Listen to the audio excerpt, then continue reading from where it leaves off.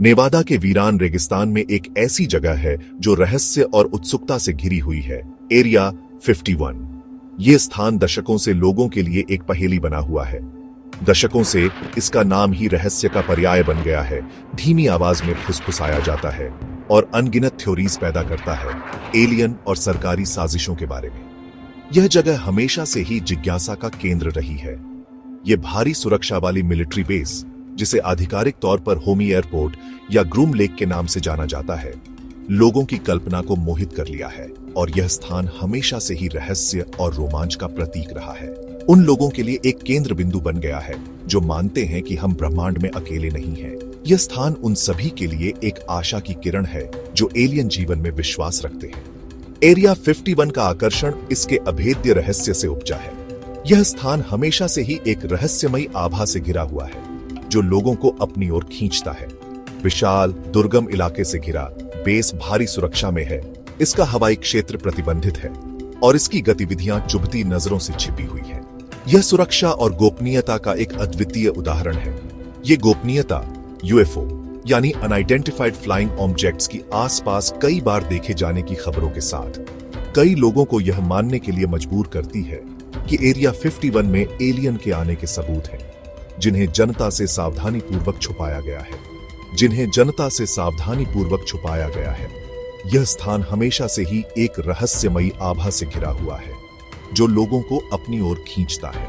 सच्चाई एरिया 51 से जुड़ी ज्यादातर चीजों की तरह मायावी बनी रहती है। यह स्थान हमेशा से ही एक रहस्यमयी आभा से घिरा हुआ है जो लोगों को अपनी ओर खींचता है, जबकि बेस का अस्तित्व अब कोई रहस्य नहीं है, लेकिन इसका असली उद्देश्य और इसके काम की असली प्रकृति काफी हद तक अज्ञात है। यह स्थान हमेशा से ही एक रहस्यमयी आभा से घिरा हुआ है जो लोगों को अपनी ओर खींचता है। गोपनीयता, अटकलों और एलियन जीवन के प्रमाणों को उजागर करने की संभावना के इस मजबूत मेल ने एरिया 51 को पॉपुलर कल्चर में अंतिम पहेली के रूप में स्थापित कर दिया है। यह स्थान हमेशा से ही एक रहस्यमयी आभा से घिरा हुआ है जो लोगों को अपनी ओर खींचता है। इन वर्षों में एरिया 51 के आसपास की अजीब घटनाओं और तीव्र गोपनीयता को समझाने की कोशिश करते हुए कई थ्योरीज सामने आई है। यह स्थान हमेशा से ही एक रहस्यमयी आभा से घिरा हुआ है जो लोगों को अपनी ओर खींचता है। कुछ का मानना है कि यह बेस पकड़े गए एलियन स्पेसक्राफ्ट का भंडार है, जहां सरकारी वैज्ञानिक उनकी एडवांस्ड टेक्नोलॉजी को रिवर्स इंजीनियर करने के लिए अथक प्रयास करते हैं। यह स्थान हमेशा से ही एक रहस्यमयी आभा से घिरा हुआ है जो लोगों को अपनी ओर खींचता है। दूसरों का अनुमान है कि एरिया 51 इंसानों और एलियन के लिए एक गुप्त मिलन स्थल के रूप में कार्य करता है, एक ऐसी जगह जहां गुप्त समझौते किए जाते हैं और मानवता का भविष्य तय किया जाता है। यह स्थान हमेशा से ही एक रहस्यमयी आभा से घिरा हुआ है जो लोगों को अपनी ओर खींचता है, एक ऐसी जगह जहां गुप्त समझौते किए जाते हैं और मानवता का भविष्य तय किया जाता है। यह स्थान हमेशा से ही एक रहस्यमयी आभा से घिरा हुआ है जो लोगों को अपनी ओर खींचता है। जबकि एरिया 51 के आसपास के रहस्य का पर्दा एलियन गतिविधि के बारे में अटकलों को हवा देता रहता है, यह स्थान हमेशा से ही जिज्ञासा और साजिश का केंद्र रहा है। बेस की उत्पत्ति को एक ज्यादा जमीनी चिंता से जोड़ा जा सकता है, शीत युद्ध। यह वह समय था जब वैश्विक शक्तियों के बीच तनाव अपने चरम पर था। 1950 के दशक की शुरुआत में जैसे जैसे संयुक्त राज्य अमेरिका और सोवियत संघ के बीच तनाव बढ़ा, दोनों देशों ने अपनी सैन्य क्षमताओं को बढ़ाने के लिए हर संभव प्रयास किया। अत्याधुनिक सैन्य तकनीक को विकसित और परीक्षण करने के लिए एक अतिगुप्त स्थान की आवश्यकता सर्वोपरि हो गई। यह स्थान न केवल तकनीकी विकास के लिए बल्कि रणनीतिक लाभ के लिए भी महत्वपूर्ण था।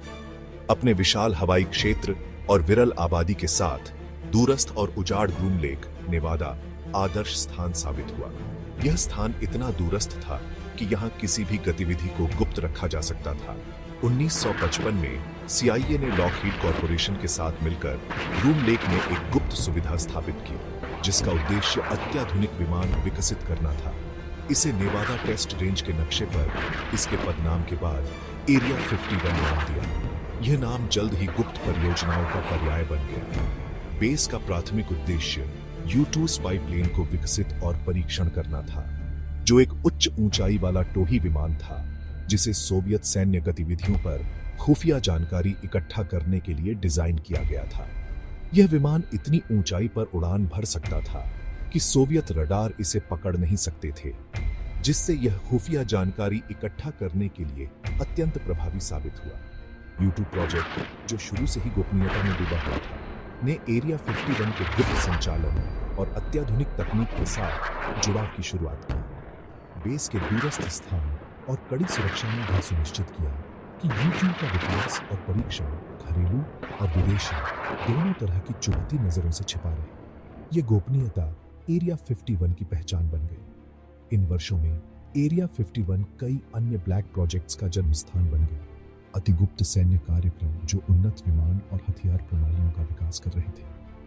ये प्रोजेक्ट्स, जो अक्सर विमानन और प्रौद्योगिकी की सीमाओं को आगे बढ़ाते थे, ने एरिया 51 के आसपास के रहस्य को उलझाया। क्योंकि नेवाडा रेगिस्तान के ऊपर आसमान में अजीब रोशनी और असामान्य विमान देखे जाने की अफवाहें फैल गई। ये अफवाहें और कहानियां एरिया 51 की रहस्यमय छवि को और मजबूत करती है। इस प्रकार एरिया 51 न केवल एक सैन्य अड्डा है, बल्कि यह एक ऐसा स्थान भी है जो रहस्य, साजिश और उन्नत तकनीक का प्रतीक बन गया है। यह स्थान आज भी जिज्ञासा का केंद्र बना हुआ है और इसके आसपास के रहस्य और कहानियां लोगों की कल्पना को उत्तेजित करती रहती है।